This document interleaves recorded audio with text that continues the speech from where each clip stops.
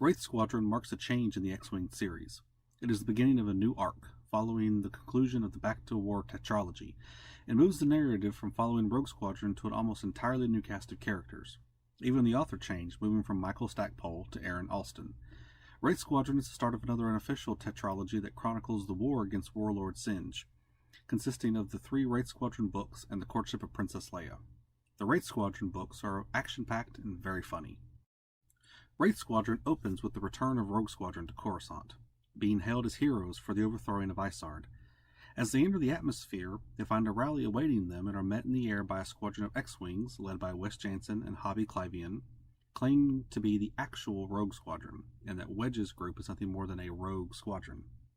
After Rogue Squadron lands and Wedge delivers a speech to the crowd, Wes explains to him that the New Republic needed a visible Rogue Squadron to act as a symbol, so one was cobbled together with pilots borrowed from other squadrons, and Wes and Hobby pulled from the squadron training.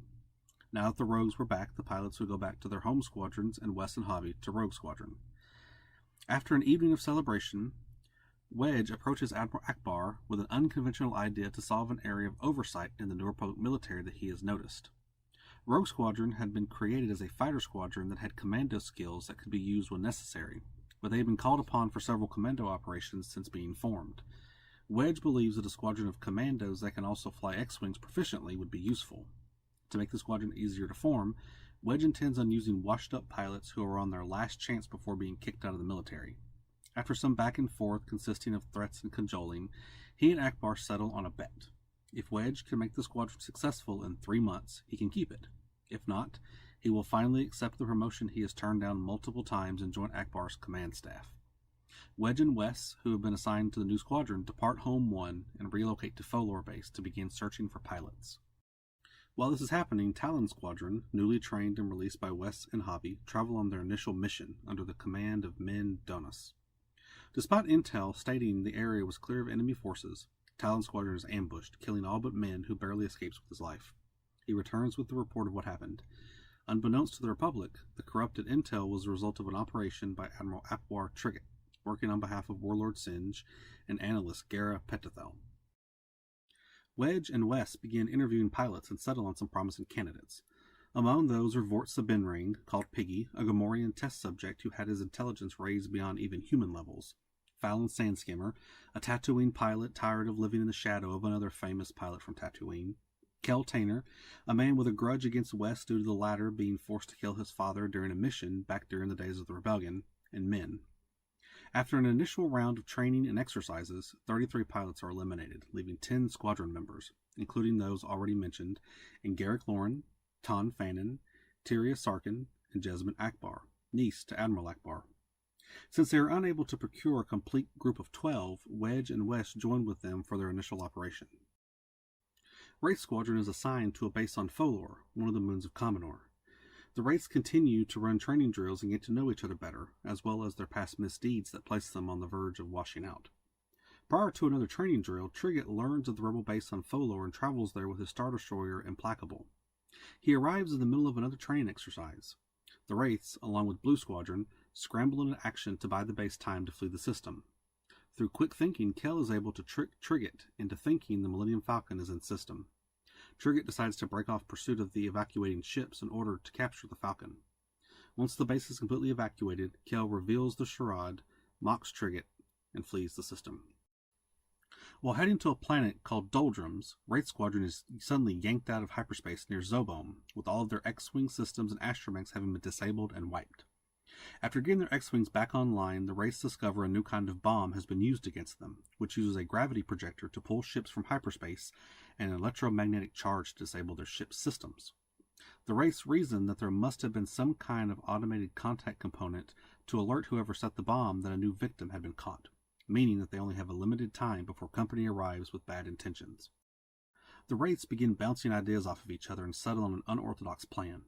A small shipping container will be converted into a life-sustaining, maneuverable craft equipped with a powerful blaster cannon mounted within it. Due to a physiology better suited to minimal life support in the vacuum of space, Piggy volunteers to accompany the trap. The new vessel is left to drift with some pieces of equipment to simulate starship wreckage. Soon, a modified Corellian corvette named the Nightcaller arrives to survey their latest prey. The Nightcaller tractors the wreckage into its hold, and Piggy makes his move.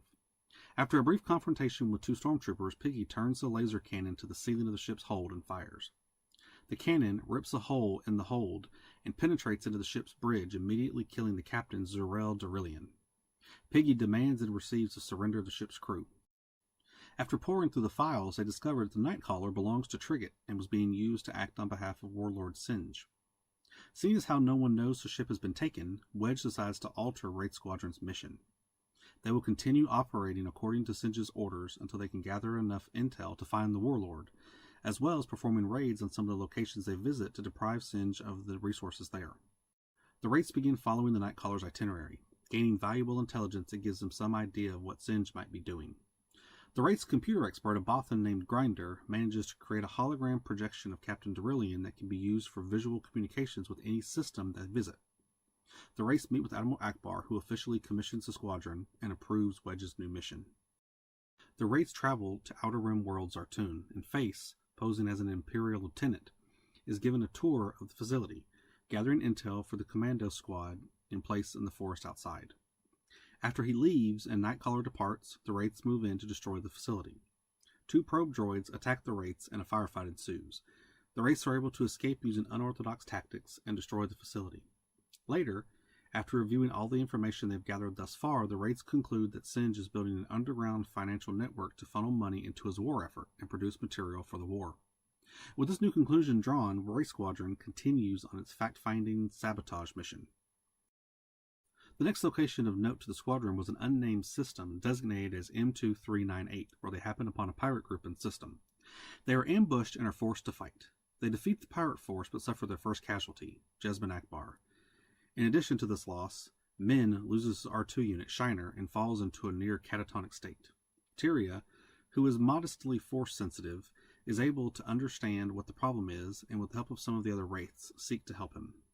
Min feels that he let down Talon Squadron, that Shiner is the last surviving member. In losing him, his failure as a leader is now complete. The Wraiths work to show him that no one wishes him ill will for the loss of Talon Squadron, and that he is needed now more than ever by his new squadron. The Wraiths continue on their mission, while Zsinj reaches out to Trigget with new intel. The New Republic seems to be following the Nightcaller and raiding the locations it visits. He grants Trigget the opportunity to make up for his failure at Folor and assigns him the destruction of the raiding group. Further, Zsinj makes contact with Captain Darillian and informs him that the Nightcaller is being followed by the New Republic. Zsinj plans on using this to trap the pursuers at some point, but for their immediate assignment they are to rendezvous with the supply ship, the Hawkbat, before joining with Trigget to attack Talacia. Knowing that the crew of the Hawkbat will undoubtedly need to come aboard Nightcaller, thereby exposing their ruse, Tan Fanon hatches a plan to infect the Hawkbat crew with an illness that will make them call off any physical meeting. The Wraiths choose the rendezvous point, the planet Storanol, and move in covertly to prepare for their plan, which involves stealing 2 TIE fighters, procuring the appropriate non-lethal but debilitating contagion, and infecting the crew of the Hawkbat during their leave on the planet. Though a number of unforeseen troubles pop up, the mission is a success, and the Wraiths escape the system in victory. The rendezvous with the Hawkbat goes as planned, with a sudden outbreak of sickness preventing any face-to-face contact. The Hawkbat transfers a number of monitoring satellites to the Nightcaller, which they are to deploy at their next stop, with the intention of capturing the Republic attacks that follow them. The Wraiths visit the Tadirian system, make contact with Zsinj's loyalists, deploy the satellites, and leave. 2 days later, they return under the guise of Rogue Squadron and attack the facility there. Sometime later, they receive a message from Warlord Zsinj. The planet Ysanne has been chosen to set a trap for the Republic forces following Nightcaller. The Wraiths move to Ysanne and link up with the Implacable.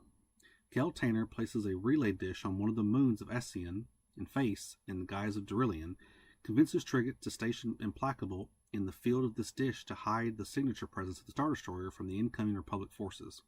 In reality, the dish will prevent Implacable from targeting the Nightcaller. Wedge takes direct control of Nightcaller and awaits the springing of their trap. The New Republic forces, consisting of Rogue Squadron, Blue Squadron, and Green Squadron, enter the system, and Trigget orders the ambush to commence.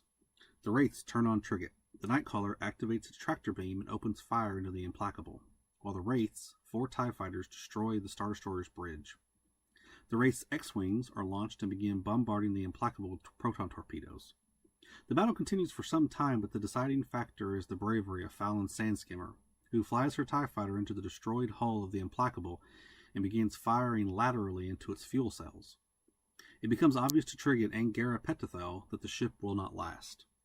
Trigget feigns bravery, claiming that he intends to fight to the death, but secretly activates the self-destruct function and flees to a TIE interceptor.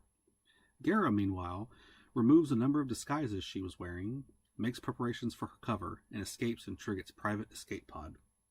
The Implacable loses power and begins to falter. Wedge calls for a ceasefire, giving the Imperials the opportunity to leave the system with their nose bloodied, minus one Star Destroyer. Baron Sutrafel, who is revealed has been there to monitor the battle, calls on the ranking officer to accept. Donis and General Crespin in Blue Squadron chase down Trigget and destroy him before he is able to escape. A small bit of comfort for Donis, who had grown close to Fallon. The battle has been won, though Fallon's Sandskimmer and Grinder were lost in the final blows against the Star Destroyer. Wraith Squadron's initial campaign has been a resounding success, but Admiral Akbar reminds Wedge that the 3-month time frame for their bet is not yet concluded. Wraith Squadron is a great book, and almost non-stop action, and enough humor to keep you entertained. I highly recommend it. We will continue the exploits of the Wraiths in the next book, Iron Fist, as the squadron goes even further undercover to stop Warlord Zsinj. Thank you for watching.